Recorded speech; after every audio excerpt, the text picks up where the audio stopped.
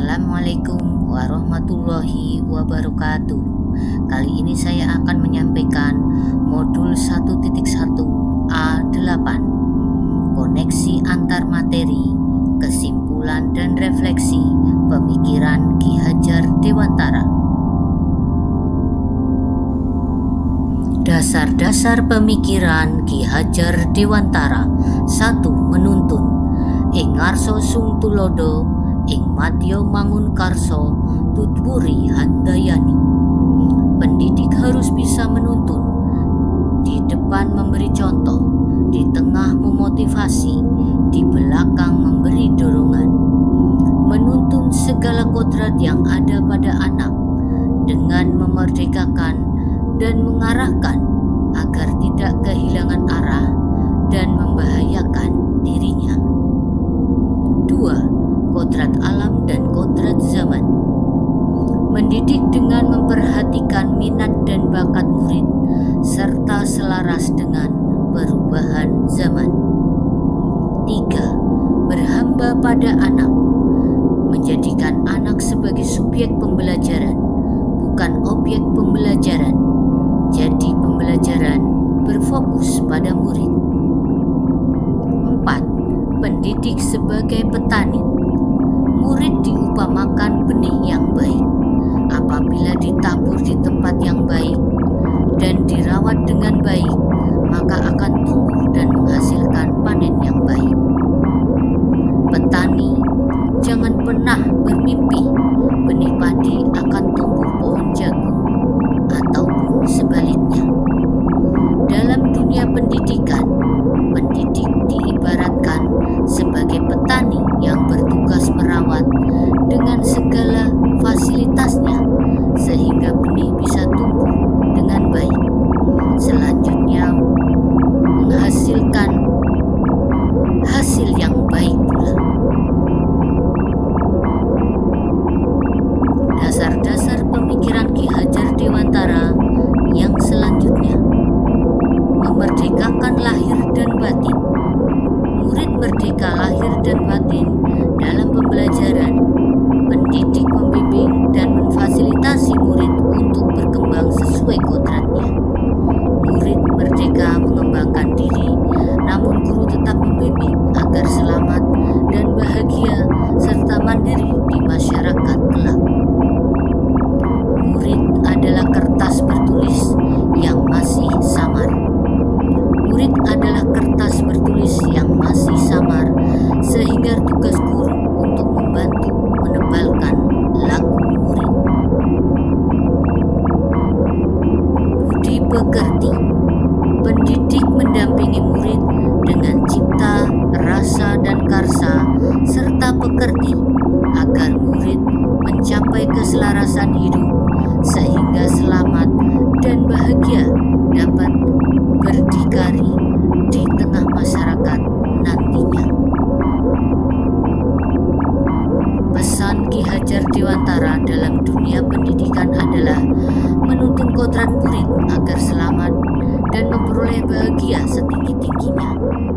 Pendidik harus berkolaborasi, refleksi, kritis, dan bergotong royong untuk membimbing muridnya guna mencapai keselamatan, keselarasan, dan kebahagiaan setinggi-tingginya.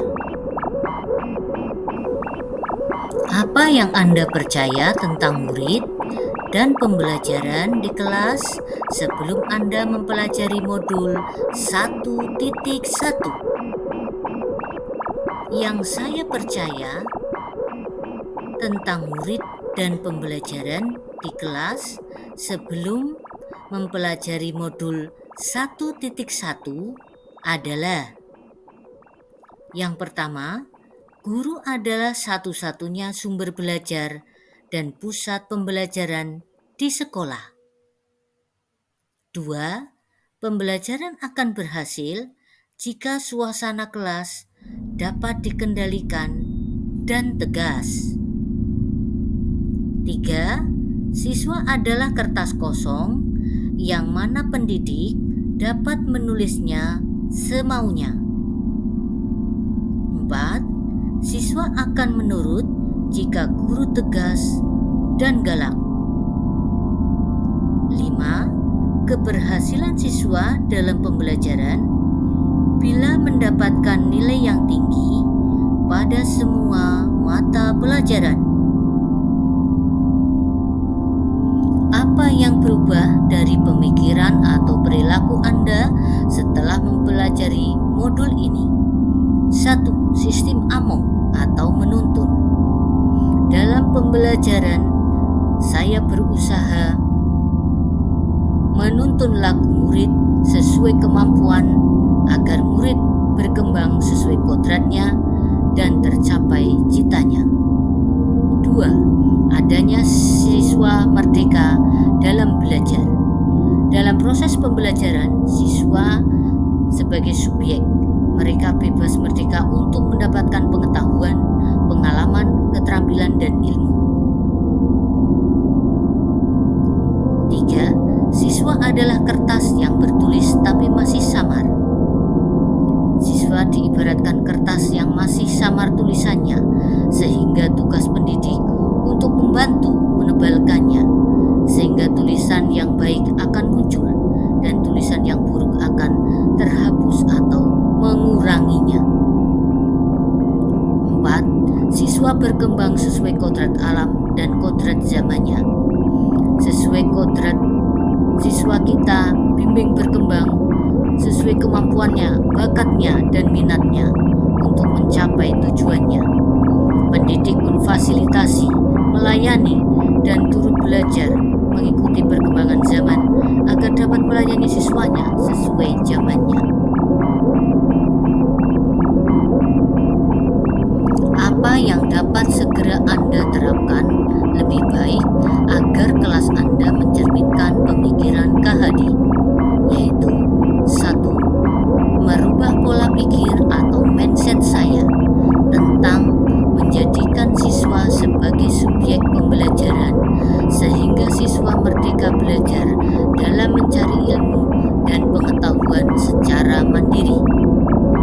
2. Saya sebagai pendidik dan fasilitator dalam pembelajaran berusaha dengan penuh setulus untuk memotivasi dan memfasilitasi yang dibutuhkan siswa dan menuntun siswa untuk menebalkan tulisannya yang masih samar dan mengurangi tulisan yang buruk agar siswa tumbuh berkembang dengan ikut perilaku yang mulia. Apa yang dapat segera Anda terapkan lebih baik agar kelas Anda mencerminkan pemikiran KHD? Yang ketiga adalah berusaha menerapkan sistem AMONG dengan sikap asah, asih, dan asuh untuk menuntun bakat minat masing-masing murid sehingga terjadi pembelajaran yang menyenangkan, bahagia, dan menjaga keselamatan murid.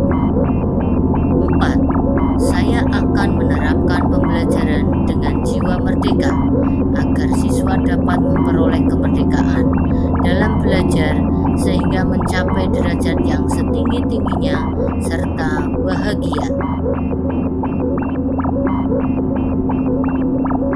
Apa yang dapat segera Anda terapkan lebih baik agar kelas Anda mencerminkan pemikiran KHD?